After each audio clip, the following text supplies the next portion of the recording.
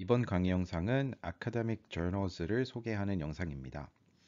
사실 학부 수업을 들으면은 학술지라는 거를 접할 기회가 없기 때문에 뭐 대학원 와서 연구를 시작하거나 아니면 학부 때도 연구를 시작하는 경우도 있지만 맨 처음에 학술 연구에 대한 공부를 시작하려고 하면은 학술지에 나오는 논문들을 보게 되는데 학술지란 무엇인지를 간단하게 소개하는 그런 강의 영상입니다. 그래서 이 분야마다 사실 학술지도 되게 다양하고 학술 연구를 어떻게 진행하는지도 다양하고 학술지의 논문을 뭐 투고하는 프로세스도 아주 다양할 수가 있는데 제가 여기서 소개하는 거는 제 경험을 토대로 소개하는 거기 때문에 Financial Technology, Quantitative Finance, Operations Research, 뭐 Optimization 이런 분야에 제가 경험한 거를 토대로 준비한 강의입니다. 그래서 다른 분야는 내용이 조금 다를 수도 있기 때문에 그거를 참고해서 들으시면 좋을 것 같습니다. 학술지라는 거는 기본적으로 학술 논문의 모음집이라고 생각하면 되는데요. 단순히 내가 논문을 썼다라고 해서 학술지 논문으로 출간을 한다거나 거기에 게재를 할 수 있는 것은 아니고 기본적으로는 피어 리뷰 프로세스라는 거를 진행하게 됩니다. 그래서 내가 논문을 썼는데 이 논문이 오류가 없고 기여도가 높고 이 분야에 기여하는 바가 있다라고 인정을 받기 위해서는 학술지에 투고를 하고 그러면 그 학술지의 에디터가 또는 그 분야 에디터가 그 분야 관련 분야 전문가들에게 논문을 평가해 주세요라고 전달을 하고 뭐 리뷰 프로세스를 거쳐서 그 논문에 대한 피드백을 받게 됩니다. 그래서 피드백을 받아서 충분히 기여도가 높다, 뭐 게재하면 좋을 것 같다라는 피드백이 있을 수도 있고 아니면은 뭐 좀 보완을 해야 된다라는 피드백이 있을 수도 있고 아니면은 이거는 이 저널에는 적당하지 않은 것 같다라는 피드백을 받을 수도 있는데 그런 여러 연구진들의 피드백을 종합해서 에디터가 뭐 어떻게 게재를 할지 안 할지라는 것을 결정하게 됩니다. 그래서 기본적으로는 모두 피어 리뷰 프로세스를 진행하게 되고 구체적으로 피어 리뷰 프로세스가 어떻게 진행하는지는 제가 다른 영상에서 예시들을 가지고 더 자세하게 소개를 할 계획입니다. 그리고 보통 학술지 또는 아카데믹 저널이라고 하면은 뭐 SCI급 저널이다 아니면은 JCR 몇 퍼센트이다 레터 페이퍼이다 오픈 액세스 저널이다 이런 식으로 그 페이퍼의 특성 또는 영향력을 가지고 뭐 분류를 한다거나 구분하는 경우들이 있는데 그것들을 하나씩 설명을 드리도록 하겠습니다. 이 중에 가장 많이 언급되고 가장 처음으로 접할 수 있는 용어가 저널 인덱스일 텐데요. 국내에서는 SCI급 논문을 써야 된다, 뭐 SCI급 논문이 좋다 이런 게 있는데 저널 인덱스라고 하는 거는 그냥 저널들을 모아놓은 어떤 리스트라고 생각을 하면 됩니다. 보통 우리가 SCI급 논문이라고 하는 거는 SCIE와 SSCI를 포함하고 있습니다. 예전에는 SCI를 따로 분류하기도 했는데 요즘은 SCIE 안에 SCI 논문들이 다 포함이 되어 있어서 SCIE의 경우에는 자연과학, 뭐 공학 계열 다 포함됐다라고 생각하면 되고 SSCI 같은 경우에는 Social Science, 사회과학을 포함하고 있다라고 생각하면 됩니다. 그리고 그 외에 다른 인덱스도 존재하고 뭐 국내 저널 같은 데는 뭐 KCI 이렇게 존재하기는 하는데 제가 쓰는 논문들은 대부분 SCIE 또는 SSCI라서 이거 두 개를 중점적으로 설명을 드립니다. 제가 쓰는 논문들 중에서 파이낸스 저널에 내는 논문들은 다 그 파이낸스 저널들은 SSCI에 포함되어 있고요. 제가 방법론은 최적화나 뭐 데이터 분석 이런 것들을 많이 쓰기 때문에 그런 방법론에 포커스된 논문들은 SCIE에 투고를 많이 합니다. 그럼 이 SCI급 논문들은 어떻게 검색을 하느냐? 보통 대학교 도서관 홈페이지에 들어가면은 이런 논문들을 검색할 수 있는 툴 또는 뭐 사이트에 액세스가 주어지게 되는데요. 고려대 같은 경우에는 도서관에 들어가면은 이렇게 연구 분석 도구라는 메뉴로 들어가면 이런 식으로 논문들을 검색해 볼 수 있게 웹 오브 사이언스와 다른 것들이 나오게 됩니다. 웹 오브 사이언스에 들어가면은 여기 나오지만 뭐 SCIE 자연과학, SSCI 사회과학, 그 다음에 뭐 인문예술문화 이렇게 분류가 되어 있는데요. 웹 오브 사이언스에 들어가면은 뭐 저널을 검색할 수도 있고 개별 논문을 검색할 수도 있고요. 그 중에 이렇게 JCR, Journal Citation Report에 들어가면 이런 식으로 카테고리를 정해서 그 카테고리 안에 있는 SCI급 논문들을 다 볼 수가 있습니다. 그래서 지금 비즈니스 파이낸스 같은 경우에는 SSCI 논문들로 대부분 구성이 되어 있기 때문에 뭐 그런 논문들이 나오게 되는데요.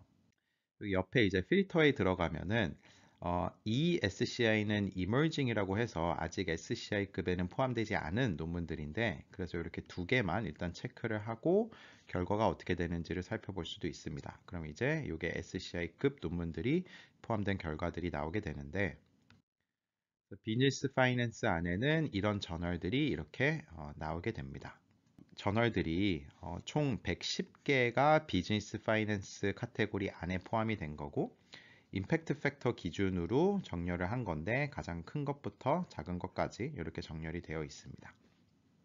그래서 임팩트 팩터는 뒤에서도 얘기를 하겠지만 그 저널에 게재된 논문들이 얼마나 많이 인용이 되는지를 나타내는 지표이기 때문에 실제 연구진들이 특정 학술지의 논문을 많이 인용하면은 그 학술지는 뭐 좋은 학술지다라는 식으로 평가를 하게 되는 겁니다. 그리고 가장 끝에 여기 Q1 이렇게 나타낸 거는 이 임팩트 팩터 기준으로 했을 때 뭐 상위 몇 퍼센트에 포함되는지 이거를 따져서 뭐 Q1, Q2 이런 식으로 나누기도 하는데 그 뒤에 가서 좀 더 설명을 드리겠습니다. 방금 있던 리스트에서 파이낸스 분야에서는 전통적으로 좋은 저널 중 하나가 저널 오브 파이낸스라서 그거를 클릭해서 들어오면은 이렇게 SSCI에 포함되어 있다라는 거를 확인할 수가 있고요. 뭐 추가적인 정보들도 밑에 나오고, 그 다음에 스크롤해서 내려가면은 이 저널의 임팩트 팩터가 어떻게 되는지도 다 나오고요. 연도별로 바뀌는 것도 나오게 되고, 그리고 카테고리별 어디에 포함이 되는지, 뭐 임팩트 팩터가 얼마나 높은지 낮은지 이런 것도 정보가 나오게 됩니다. 그리고 당연히 그 홈페이지에 들어가면은, 이거는 저널 오브 파이낸스의 홈페이지에 들어가면은 저널 정보가 나오는데, 각 저널 홈페이지에서는 그 저널이 어떤 인덱스에 포함되어 있는지 이렇게 나오게 되고, 저널 오브 파이낸스 같은 경우에는 SSCI에 포함되어 있다 이런 식으로 저널 홈페이지에도 나와 있습니다. 그 다음 뭐 많은 분들이 아실 만한 저 학술지의 경우에는 뭐 검색을 해보면은 이거 역시 SCI급이라서 SCIE에 포함되어 있고요. 그리고 이 저널 같은 경우에는 아무래도 인용이 훨씬 더 글로벌하게 많이 되기 때문에 임팩트 팩터가 50이 넘는 거를 확인할 수가 있습니다. 이거는 그냥 임팩트 팩터가 가장 높은 건 얼마나 높은지를 보기 위해서 그냥 SCIE와 SSCI 논문들 중에 임팩트 팩터 가장 높은 거 이렇게 검색을 해보니까는 이렇게 높은 저널들도 있는 것을 확인할 수가 있습니다. 그래서 저널 정보를 얻고 싶은 경우에는 이렇게 웹 오브 사이언스 JCR에 들어가면은 많은 정보들을 확인할 수가 있습니다. 저널의 영향력을 나타내는 지표들 중에 아직까지 임팩트 팩터에 대해서 언급을 했었는데요. 그 외에 특정 연구자의 영향력이 어떻게 되는지를 나타내는 H 인덱스도 많이 사용되고, 그리고 최근에는 FWCI라는 지표도 많이 사용이 됩니다. 임팩트 팩터부터 다시 한번 제가 자세히 설명을 드리면은, 여기 적힌 거를 보면은 the average of the sum of the citations received in a given year to a journal's previous 2 years of publication divided by the sum of citable publications in the previous 2 years. 가장 최근 나와 있는 정보가 23년도 임팩트 팩터라서 23년도 임팩트 팩터가 계산되는 거는 21년도와 22년도에 게재된 논문들 중에 23년도에 얼마나 많이 인용이 되었는지 그거를 나타낸 게 임팩트 팩터가 됩니다. 위키피디아에 나와 있는 식을 보면은 좀 더 간단하게 이해할 수 있을 것 같은데, 이제 이게 현재가 뭐 24년도라 23년도의 임팩트 팩터를 검색한다라고 하면은 여기가 23년도에 인용된 게 나오는 거고, 살펴보는 모수가 되는 저널들은 21년도와 22년도에 게재된 논문들 중에 23년도에 몇 번 인용이 되었는지를 나타내는 게 23년도의 임팩트 팩터가 됩니다. 그리고 임팩트 팩터를 최근 2년이 아니라 뭐 최근 5년 임팩트 팩터 이렇게 계산하는 경우도 있습니다. 근데 학술지에 나온 논문 같은 경우에는 당연히 나오자마자 인용되는 거는 조금 어렵고 게재된 다음에 사람들이 그 논문을 보고 인용을 해서 그 다음에 뭐 1년이나 2년 뒤에 논문이 게재되는 경우들이 있기 때문에 이런 식으로 뭐 과거 2년, 과거 5년 그 안에 뭐 게재된 논문들이 얼마나 인용됐는지 이런 거를 지표로 나타낸 겁니다. Q1, Q2 이런 언급을 했는데요. 이 카테고리 안에 임팩트 팩터를 가지고 높은 것부터 낮은 것까지 정렬을 한 다음에 탑 25% 안에 포함이 되면은 이제 Q1이다 라고 하고 탑 50% 안에 포함이 되면 Q2다 라고 해서 이렇게 1분위, 2분위, 3분위, 4분위로 나눈 거를 이제 Q1, Q2 뭐 이런 식으로 저널들을 또 분류하기도 합니다. 그리고 카테고리 내에서 뭐 상위 1%, JCR 상위 1%다 라고 이렇게 언급을 하는 거는 그 카테고리 안에 있는 논문들 중에서 임팩트 팩터가 가장 높은 상위 1%다, 1%에 포함되는 학술지이다 라는 것을 나타내는 겁니다. 그리고 또 사용되는 인덱스 중 하나는 H 인덱스라는 게 있는데요. 이거는 보면은 the largest number H such that H articles have at least H citations each 라고 하는데요.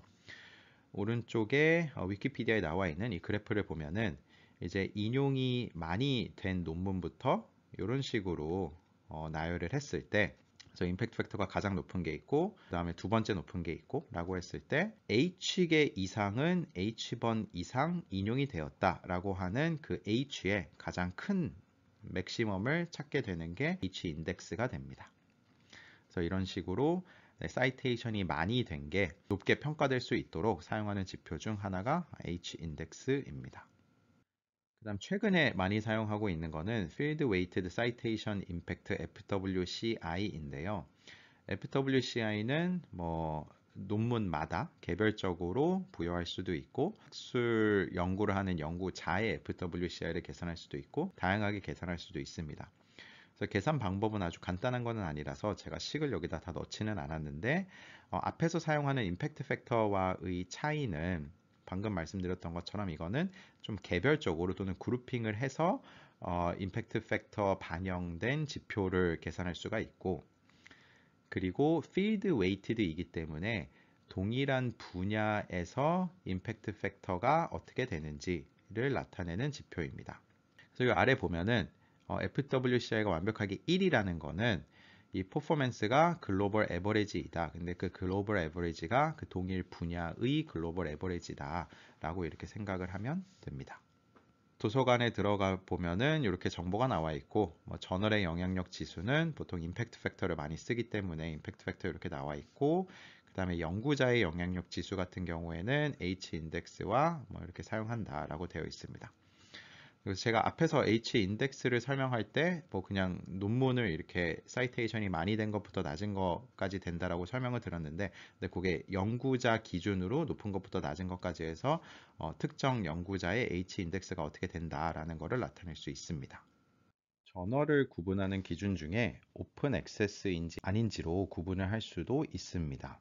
요즘 같은 경우에는 사실 하이브리드 저널이 많아가지고 특정 논문들은 오픈 액세스로 게재를 하는 하이브리드 저널들이 많이 있습니다.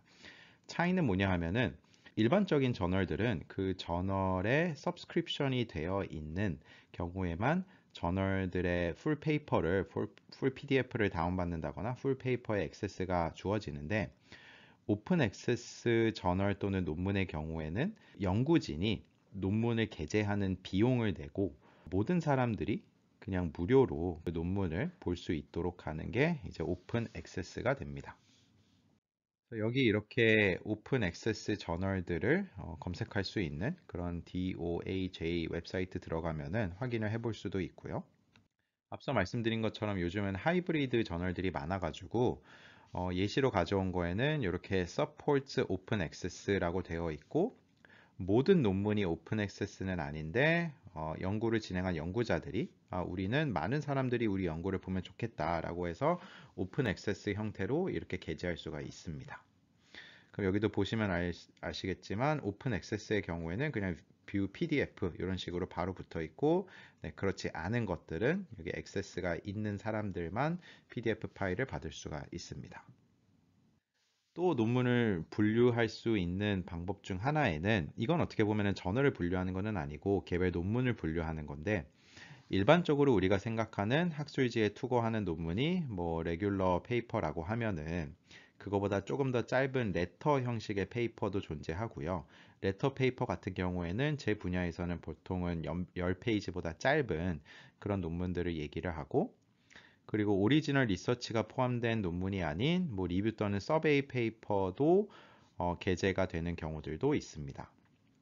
근데 많은 경우에 서베이 페이퍼는 보통 전에서 좀 요청을 한다든지 아니면은 스페셜 이슈를 준비하는데 거기에 뭐 서베이가 필요하다든지 이런 식으로 저널에서 좀 요청을 하거나 제안을 받는 경우들이 많이 있습니다.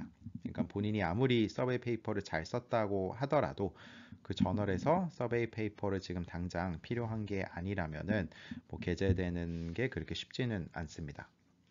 그리고 스페셜 이슈 페이퍼라고 하는 거는 저널에서 가끔씩 뭐 특정 분야 또는 특정 방법론 관련해서 스페셜 이슈를 게재하는 경우들이 있고 그래서 스페셜 이슈를 출판하는 경우에는 이 분야로 스페셜 이슈를 언제 출판할 계획이기 때문에 그 전에 관련된 논문들을 제출하세요, 투고하세요 라는 식으로 저널 홈페이지에 공지를 합니다. 예를 들어 이 저널에 들어가 보면은 이런 식으로 최근에 뭐 최근 몇 년 동안 나왔던 이슈들 중에서 스페셜 이슈들이 이렇게 포함되어 있는 것을 볼 수가 있습니다. 방법론에 대한 스페셜 이슈이기도 하고 어떤 토픽에 대한 스페셜 이슈가 있는 경우도 있습니다.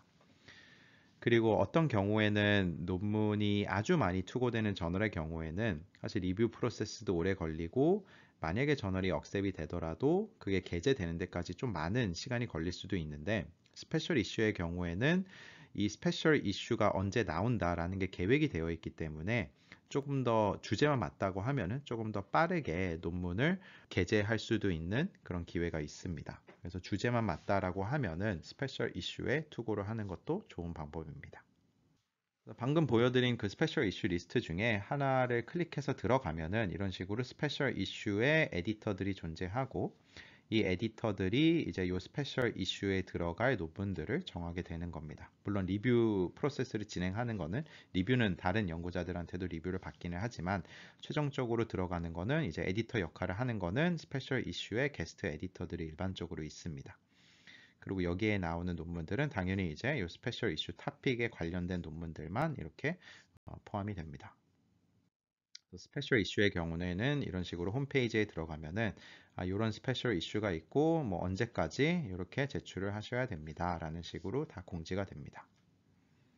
그래서 지금 이 강의 영상에서는 제가 아카데믹 저널에 대한 기본적인 것들을 좀 소개를 해드렸는데 다른 영상에서는 아카데믹 리서치라는 거를 어떻게 진행하는지와 아카데믹 저널에 투고를 해서 만약에 뭐 리뷰 서브밋 한 다음에 리뷰 리비전 프로세스를 진행한다라고 하면은 그거는 일반적으로 어떻게 진행되는지 소개해드리기 위해서 다른 강의 영상도 준비를 했습니다. 그것도 참고하시면 도움이 될 것 같습니다.